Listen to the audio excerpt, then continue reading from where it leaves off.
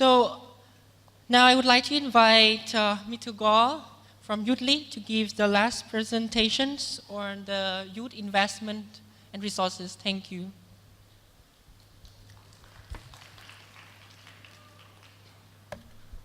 Thank you, Son. Good morning, everyone. And hopefully I could continue that strength, that passion which Mansa just left in this podium. So I think I have now some kind of responsibility to keep that sustained.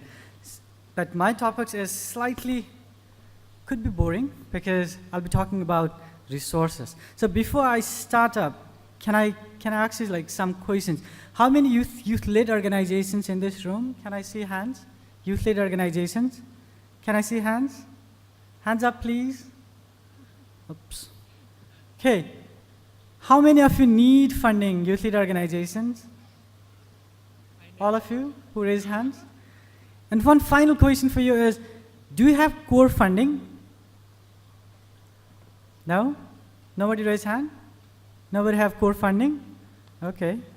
That makes my life a little easier, so that I could speak something that we could make sense out of.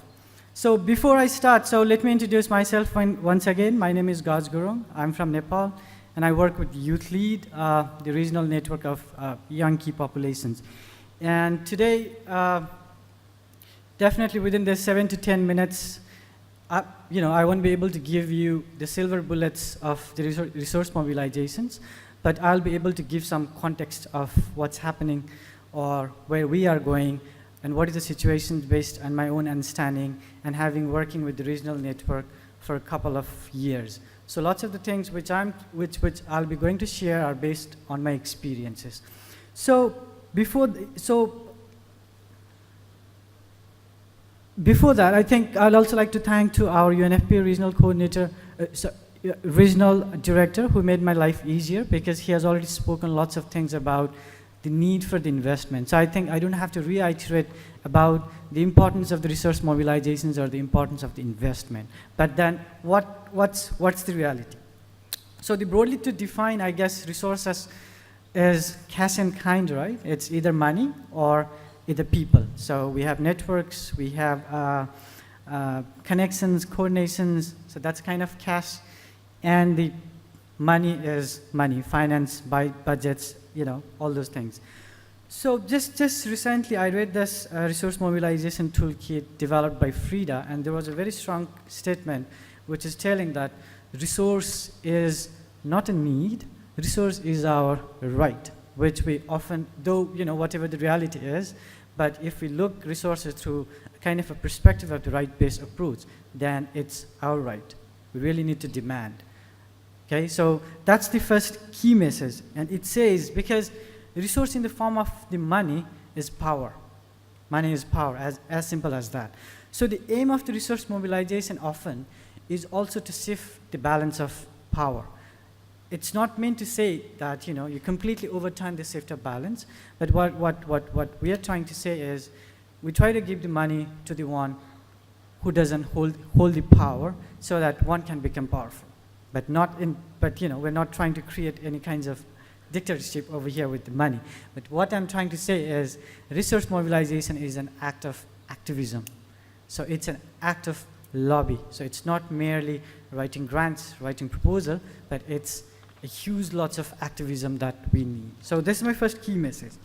So in terms of the context, so what's happening and what is the funding landscape, as the regional youth organization, personally, I don't see a very good signs of resources, particularly on our issues related to health, sexual reproductive health and rights, and I particularly work in HIV, which is more daunting. And some of the key reasons why it's happening is there are shifting priorities now, and I guess I don't have to talk much about that. I think when we shifted from MDGs to SDGs, I think we saw that shifting priorities very tangibly, and it's actually affecting all of us tangibly. At least my organization is being affected very tangibly because of that. And the second thing is, I guess now we are seeing lots of regressive laws and policies, not just at the countries. We'll talk more about the regressive policies at the countries later on, but globally as well. And the famous one was gag. So I guess I don't have to talk more about that and how it has really, really affected directly to the issues of sexual reproductive health and rights. And sadly, I guess, I mean, like, it's not just for us, but we don't, particularly for the youth-led initiatives or, youth-related issues, we don't have a global fund. Meaning the concept of global fund here, I'm talking about the larger investment or the larger political leverage to have that kind of investment. We have global fund for children, we have global fund for women, though I don't claim it as very big. We have a huge global fund for AIDS, TB, and malaria. I feel like now it's time to envision some kind of global fund for young people. Why not, right? So, but we don't have that until now. And what we have is we have merely lots of very scattered short-term projects in the name of innovations, in the name of empowerment, which is not bad, which is really good. But the question is, to what extent that is sustainable? Because just now I asked the questions, do you have core funding? And none of us have core funding. And we cannot volunteer for the whole life long, right? We need money to sustain ourselves before we sustain our organizations, which is not there. Thirdly, it's not a very good way of put this thing, but we at this region, with this shrinking funding, we're also competing with other regions. And particularly on health, sexual reproductive rights, I think we are very much competing fiercely with Africa. As I said, we're not trying to, bring that demarcations, but the life of human beings, the human rights matter everywhere, right? But there has been a very tangible evidence where with the shifting priorities and with this shrinking funding, we have been competing against other regions. And fourthly, once again, I'll just like to take the words from Mansa. She said about allies, about non-youth organizations. So in that point, I'd like to bring youth-serving and youth-led organizations, and I think both are equally important. But the problem is, as soon as the funding dries up, or as soon as something happens, then it's all the time youth-led organization who is highly affected. In spite of the fact that the youth-led organizations are the innovators, they are the one working on the front line, they are the one working on the ground, they are the challenge takers or risk takers, but as soon as something happens, as soon as there is, something happens with the funding, they're the one to dry up or die up. So these are some kind of, a key kind of a context which I see. And finally, it's core funding versus program funding. And I think this, when you raise your hand, I guess it's already been, very vivid, like, to what extent we have a core funding, or to what extent we have that, a backbone funding to sustain our organizations. And the simple answer is we don't have. And as a regional organization, I also don't see any now organization at my site who can be very flexible to provide you the salary, or to provide you your room rent, or to pay your electricity bills. It's not happening. So what's happening? We're trying to create lots of program activities, program funding, and try to extract your core funding from that program activities, and it's not going anywhere. Neither your program is efficient or effective because you're trying to do on a low budget. And the problem is we are ready to do something on the low budget because we don't have options now. And also the thing is, we are so much highly dependent on the external funding. So this is true for everyone, but now the problem is we're dealing with lots of very sensitive issues like abortion, sensitive issues like LGBTI, human rights, where the state will not fund. And now the donors are transiting from the countries, given that lots of countries have reached a level of income which is classified by the World Bank as the middle income countries, upper middle income countries. I don't know what that means. But on that particular indicators, the external donors are pulling up their fund, right? And they are asking for the domestic funding. Definitely domestic funding is increasing. If you see the funding landscape overall at the development sector, the domestic funding is definitely increasing. But the point is, does that domestic funding address what we are working for? Say in a country where that particular country criminalize, or they don't see LGBT as the citizens, how that particular country will fund the human rights or the treatment issues of transgender, or provide condoms to, or the PrEP to the men having sex with men? That's not possible.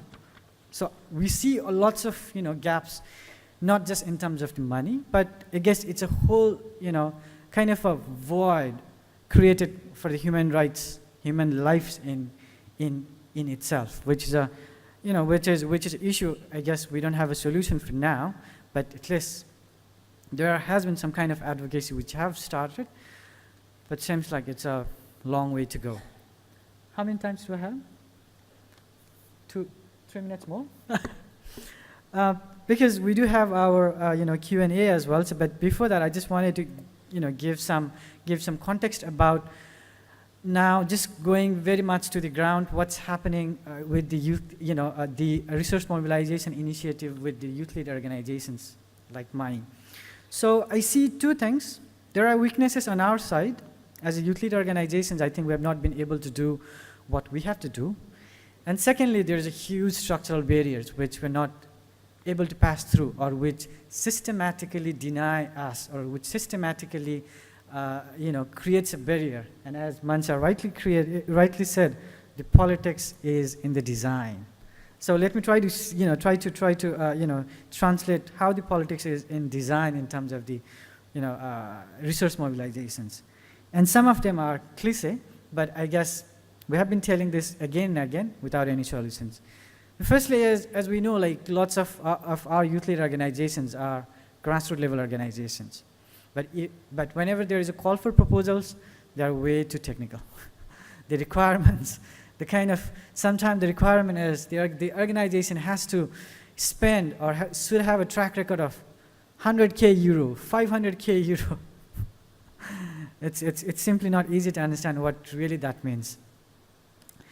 Secondly, as I said, now we have only short-term funding without core funding, and that's also again pushing us again and again to the same circle where we're not able to do we're not able to equally benefit to our constituency nor to our organizations. We're just managing our projects on that circle, and we're not able to come out from that. And thirdly, and very importantly, the politics in a design is there is no explicit investment for young people. I think young people is the highlight of the conference. We always have pre-youth conference.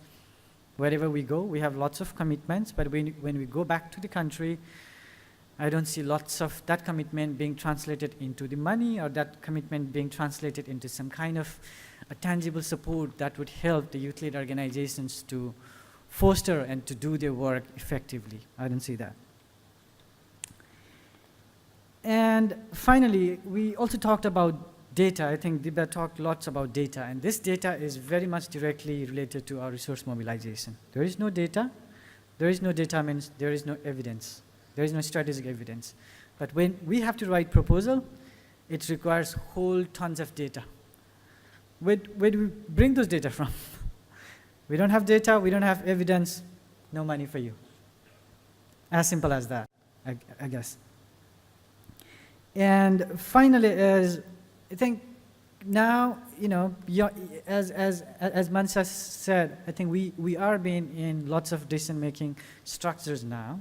But again, that engagement again is a design, and we are there. We could say something, but I'm not sure, like whatever we say, where does it go? Because it's never translated into the allocations of the resources for the young people.